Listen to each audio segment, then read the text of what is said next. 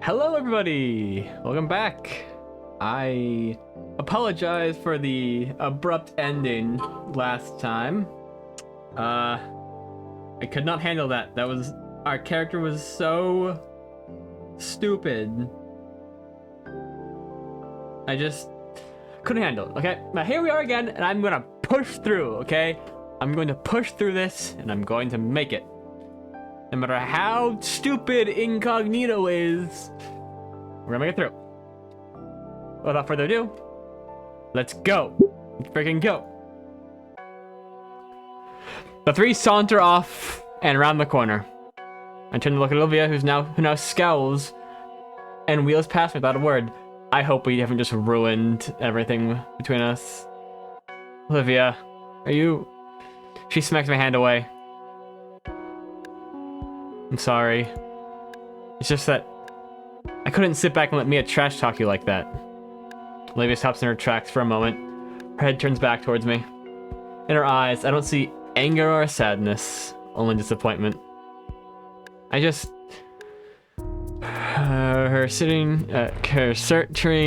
citrine eyes are downcast, her claws kneading the cheap leather of her armrest. It takes me a second to realize Olivia isn't talking to me. Forget it. Olivia doesn't even wait for me to say anything back to her request. Her arm pushes roughly on the rims of her chair, which takes off down the hall without so much as giving anything or anyone the time of day.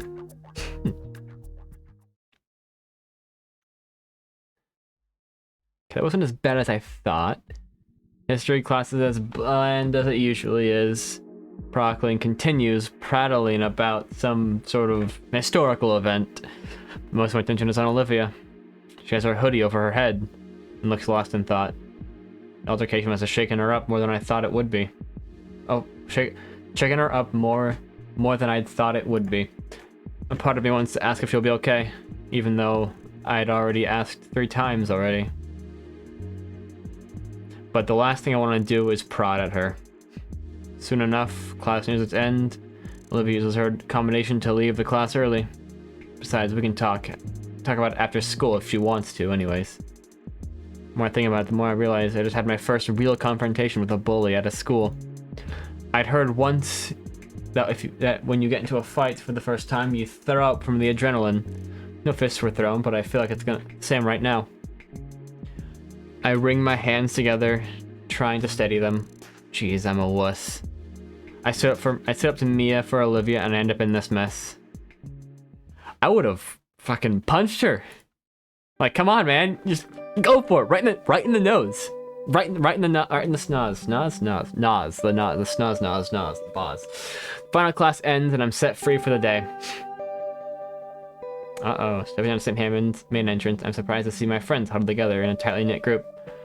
Usually don't see any of them after school. I always assumed they left as soon as bell rang. Oh, right, because Damien told Mia about her nickname, so she's confronting him. Guys, what's going... Inko! Damien looks exceptionally worried as he glances at me. Inko, you believe me, right? Pardon? Olivia's nostrils flare up with an exasperated snort. I didn't mean for any of this to happen. What's the matter, Damien? When Mia asked about the nickname stuff from so long ago, I just blurted it out. She didn't say cheese for something so unscrumptious. I'm ashamed it took me more than a moment to figure out what was happening. Guess Damien feels culpable for what Mia said, but why? You don't know what that word means. Wait, you don't know what that word means? Oh, that word. Who cares? Nico, really, I didn't mean for this to happen. Yeah, I believe you, man. Your heart was in the right place. Olivia told us what happened with Mia, calling her some nickname. Damien leans back over an unresponsive Olivia, hands spread in supplication. She said you were there too. I was, yeah. Olivia, you loved that nickname way back when we were kids. Damien's words were dismissed by a roll of smoky eyes. He didn't mean it. He really didn't mean it, Olivia. I know already! For a split second, she bore row upon row of sharp teeth before gnashing her maw in frustration. Olivia's nostrils flare out with a huff of hot air again. I could practically see everything from her day was finally weighing on her. You were just being you again, Damien. Sometimes I wish you weren't, but whatever. There's a grittiness to her voice once more, but she continues on. She holds her canteen up to her lips, but drops it immediately. Empty again. The grit in her voice is back, but she presses on. A nickname is just that, a nickname. I don't want to hear it again. Especially from her, especially if it's just like under my skin. Olivia stares at Damien for a while before breaking contact and glances to Liz and I. Why not? Wait, did I say that? Why did I ask that? It just kind of came out. Liz notices Damien still organizing his thoughts. Seeing as neither of the others are going to answer coherently, she sighs. Well, I wasn't around for this, but when they were freshmen in middle school, Damien and Olivia would take the bus every weekend to the arcade in the city. Guess he came up with a nickname around then, and it stuck. That's half right, but I didn't come up with it. I brought a chunk of change for us to play stuff with each other. A match on just about anything there was a quarter. Probably still is. But I don't think I won even once. Once she stood to win something, it's like a switch went off in her head. Never seen Olivia get like that. Some of the teenagers were watching too. They saw everything. A couple challenged her. I ran out of cash, and sure enough, she ended up clearing the house all afternoon. Wasn't all she talked about. It was all she talked about at school all week until we could go back for more. Only took like a month for her to be recognized as some local champion. Sometime along the way, people started calling her Hot Wheels. Don't remember really who or when, but I do know it's proof that she's got that fire in her.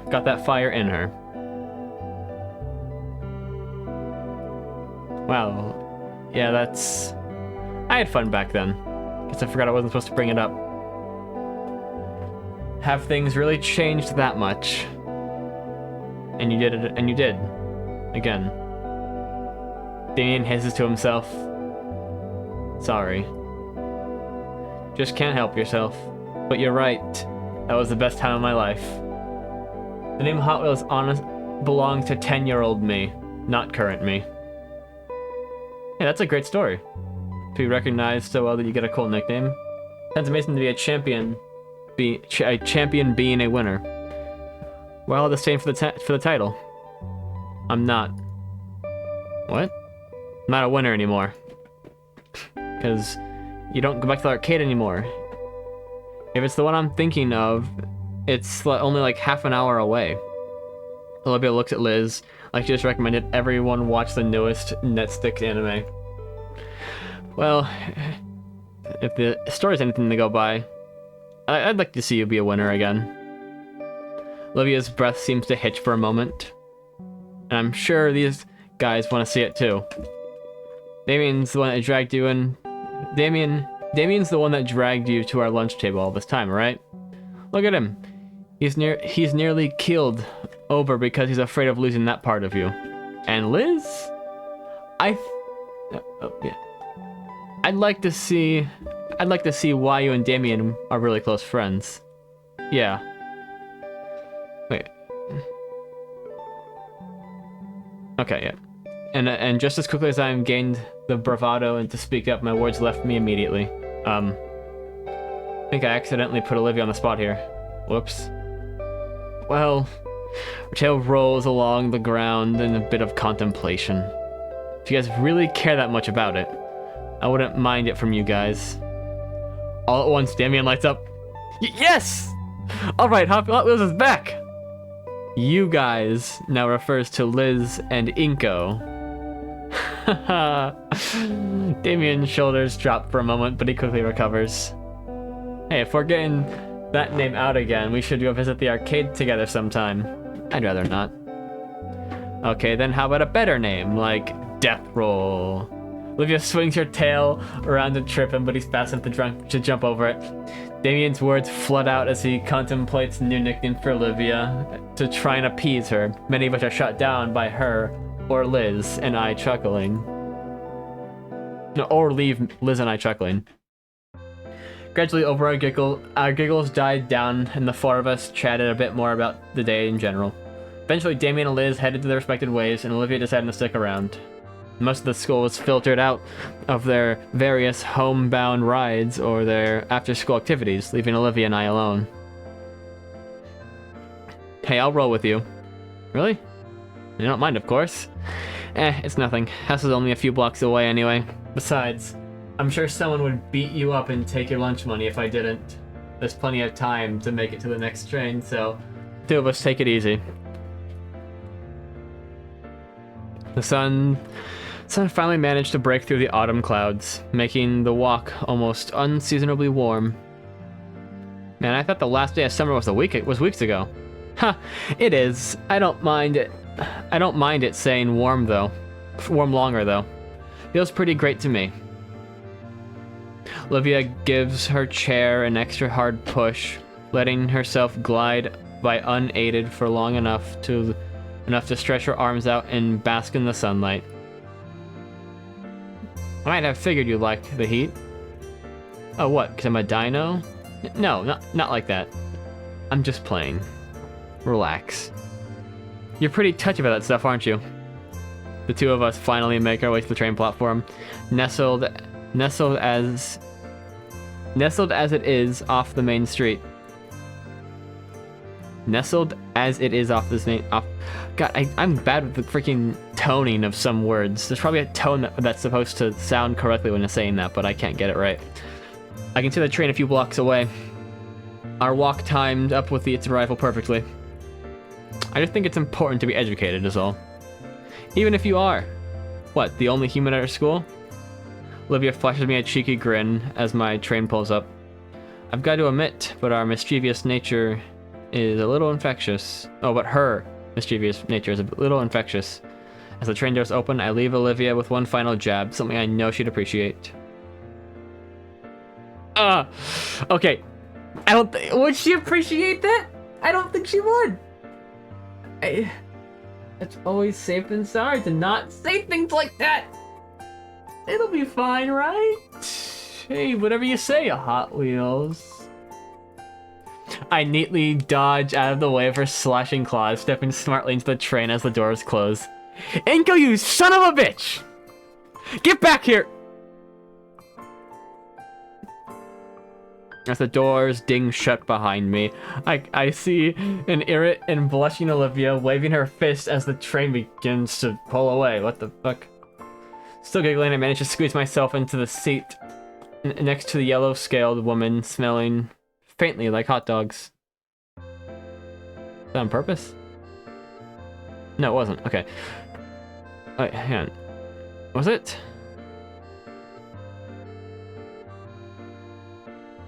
No, it wasn't. That was weird. You know, I may pay for that. What is happening? What?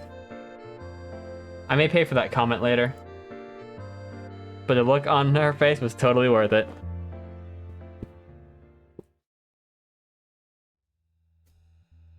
As the school year progresses, the days start to feel like they're moving along much faster.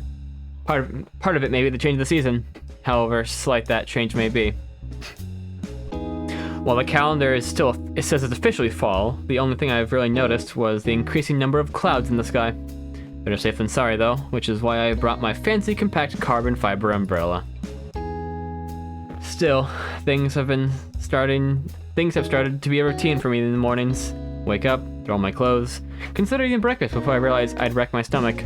Walk to the station with a feather light umbrella in hand. Hey, Mr. Ferris, you're here. And wouldn't you know, I end up having another chat with Mr. Ferris on the ride to school. Hello, Nito. How are you this morning? Doing fine, sir. Thank you. How are you? I'm doing well. So my niece told me over the weekend that you and Olivia were in a predicament of some sort. Oh yeah, Olivia was picked on by someone. It's not a problem anymore. I see.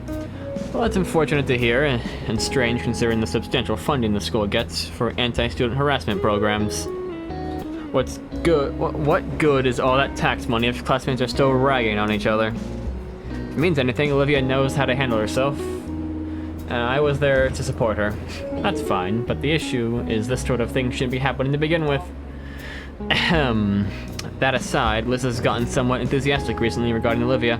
She's surprised how animated she's gotten. Ever since that get-together at Randall's place, I think. I'd wager you had something to do with it too, no? Maybe a little. Yeah, I was certainly rocky in the beginning, but we've been warming up to each other. It's nice to see a different side of her, even if it's brief. I don't know. Can I take credit for that? We all have unique chances to make a change, Jinko. If you're good at grasping them, that in itself is something to be proud of. How do you know if it's really a chance to do it? How do you know if it's really a chance to do anything? He let out a deep, reverberating chuckle. Well, to flip our usual script and let you know on an old phrase a friend of mine once told me, you see a fork in the road, take it. Yeah? Thanks, Mr. Ferris.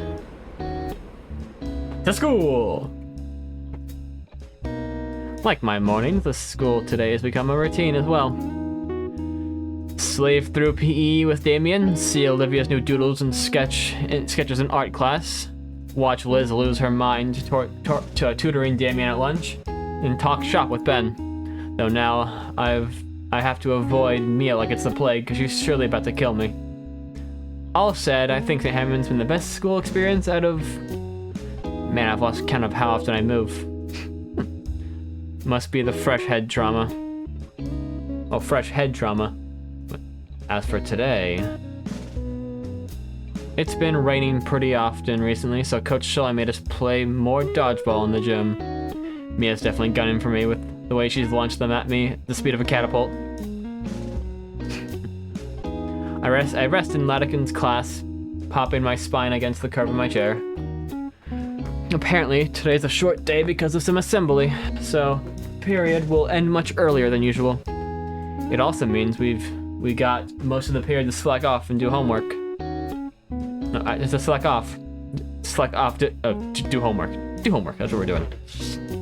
I glance at the desk next to me in hopes of catching Olivia's latest artistic masterpiece when I notice she's not drawing. Instead, only fidgeting. Hey, Olivia, seem a bit nervous. Everything alright? Oh, yeah, sorry. It's just that been hearing rumors at the school's shared drive might be corrupted. Wait, really? Yeah, really. How could something like that happen? Not sure, but I'm scared it might have messed with the art contest submissions. I think you should check out your entry on the website, just to make sure that it's okay. Technology, don't fail me now. With urgency, I take out my phone and type in the school's website. Fast fingers lead me to the art contest tab. Can this load bar go any slower? Finally, the page loads and... oh.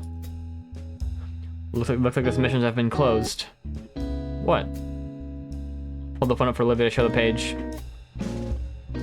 The submissions have been closed since voting started last week. Oh. Sheesh. Thought Mr. Latican had spooked me, but Olivia's all seized up. Well, that's quite reassuring. The submission's closed with no chance of any hackers messing with them. Olivia doesn't seem convinced, still drumming her fingers on the desk. Hopefully she'll feel loads better when the preliminary winners are revealed. Speaking of which, when are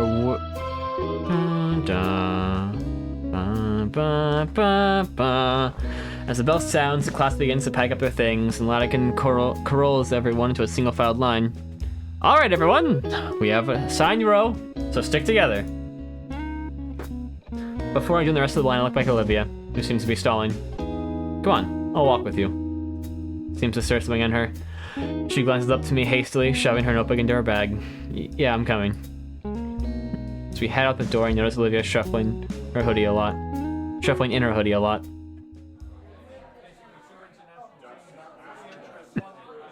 Not a long walk to the auditorium, and despite Latican's best attempts, most of the class splinters off to sit with her friends. Having expected this, he shrugs and makes his way over to the back of the auditorium, where the other teachers are. Olivia and I are left to the struggling crowd trying to filter into the cramped theater of the school. It's going to be difficult finding some seats. It's fine. I have a spot. Olivia wheels herself down the path, which I follow suit. She heads down the aisle to the first row of seats. There's a vacant spot where a typical seat would be, with a faded handicap sign. Olivia parks her chair into the empty spot. I take a seat next to her. Best seats in the house, right? Can't complain. The hall fills with more students. My anticipation rises. Oh man, can hardly wait for the announcement. So, think I have a chance? Huh? Oh, maybe. Photography isn't super popular, but... Olivia folds her hands on her lap, staring straight ahead as her voice trails off. I know that, but I'm still hopeful. Hey guys! I have to remind myself that this is normal. Hey Liz. Can't believe it's finally here. Gosh, I'm excited. Me too. By the way, where's Damien? Hey guys! Over here! Damien is far back in the auditorium, yelling and waving his hands in the air to catch our attention. He's going to get in trouble for that. Frills, sit down! Damien immediately stops and takes his seat. With tempered expectations, we sit in silence and wait for a few minutes before Principal Scalar walks on stage and taps the standing microphone. I don't like her. Oh, I like the mug though. Okay, everyone, we've got a bunch of important announcements to make, so I'd like to make them quick so we can all have our early lunch. As soon as the idea of going for an early lunch is brought up by Principal Scalar, the entire room goes silent as vigil. I guess when it comes to early lunch, it's serious business. Over the next 15 minutes, Principal Scalar goes over some important events coming up in the school year. Most of them consider standard things like pep rallies for the sports team, or bake sales to fundraise for upcoming field trips, and something about new clubs being formed, such as the Japanese animation Precession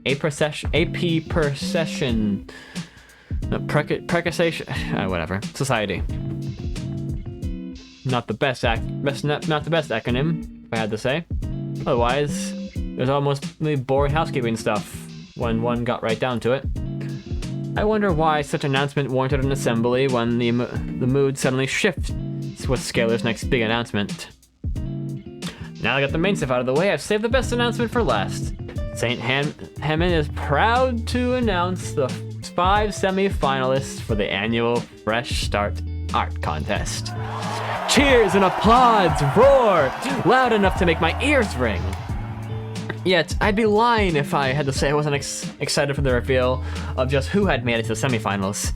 Maybe I was giving myself a bit too much credit, but I really wanted to be among those semifinals. I could almost taste victory. In fact, I turned to face Olivia, prepared to cheer alongside, but I'm stopped in my tracks to notice that unlike the rest of her peers, Olivia seems to be uneasy at the prospect.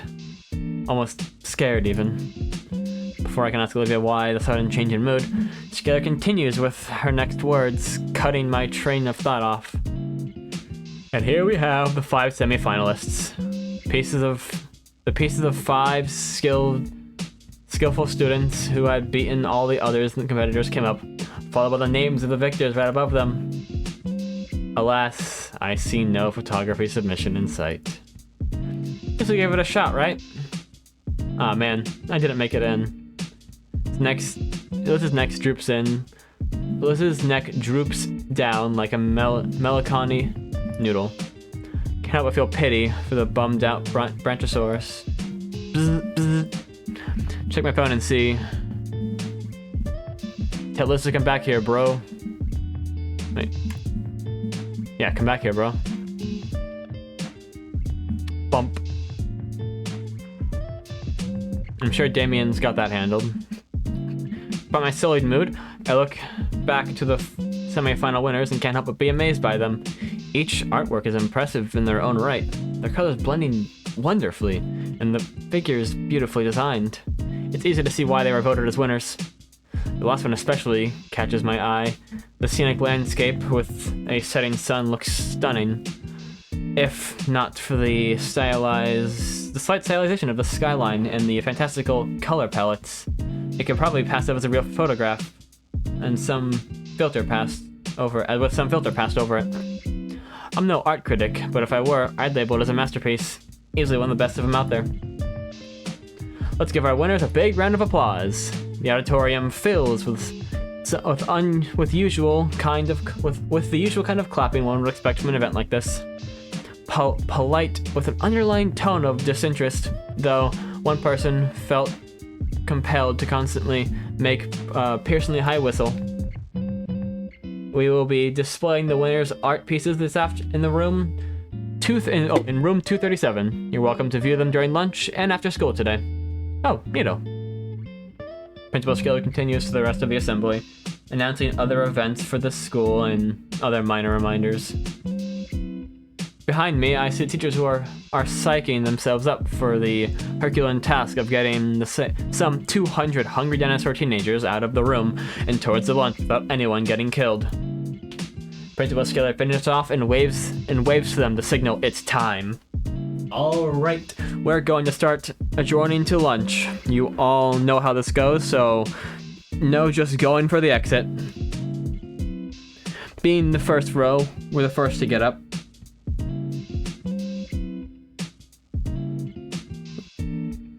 I follow behind Olivia until we make it to the hall. Hey, Olivia. She stops and turns a bit. Jeez, is she still anxious about the sight thing earlier? She seems a bit pale. I wanted to check out the winning paintings a bit more. Want to come along? She considers for a moment. No, go on without me. I need to use the restroom. Alright, let's see the lunch table then. She nods off and starts down the hall, following the flow of students towards the lunchroom. Let's see. Said it was the room. The principal said it was room 237. Oh god. First thing I noticed in the classroom is the amount of people checking out the gallery. While I didn't expect it to be filled to the brim with eager students, there's a decent amount of people. About a baker's dozen or so. Yeah. More will come when they finish up their lunches. Well, I'm here now. Let's take a look at the lucky winners. The pieces are all set on easels in the back of the classroom.